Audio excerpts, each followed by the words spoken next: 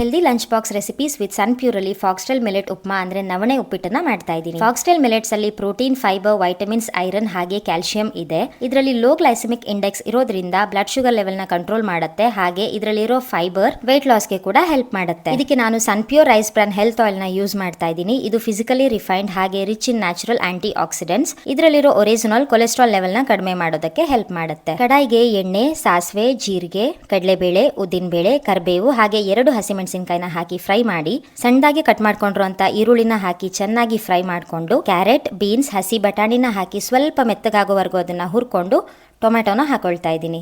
Tomato ಎಲ್ಲ ಚೆನ್ನಾಗಿ fry ಆದ್ಮೇಲೆ 2 ಕಪ್ ನೀರು, ಚಿಟಿಗೆ ಅರಿಶಿನ ಹಾಗೆ ರುಚಿಗೆ ತಕ್ಕಷ್ಟು ಉಪ್ಪನ್ನ ಹಾಕಿ ಚೆನ್ನಾಗಿ ಮಿಕ್ಸ್ ಮಾಡಿ, ನೀರು ಕುದಿಯುವಾಗ 5 ಗಂಟೆ ನೆನೆಸಿರುವಂತ ನವಣೆನ ಹಾಕಿ ಚೆನ್ನಾಗಿ ಮಿಕ್ಸ್ ಮಾಡಿಕೊಂಡು ಲಿಡ್ನ ಕ್ಲೋಸ್ ಮಾಡಿ ಒಂದು 10 ರಿಂದ 15 ನಿಮಿಷ ಬೇಯಿಸ್ಕೊಂಡ್ರೆ ಸಖತ್ ಹೆಲ್ದಿ ಆಗಿರುವಂತ ಫಾಕ್ಸ್ಟೈಲ್ ಮಿಲೆಟ್ ಉಪ್ಮಾ ರೆಡಿ.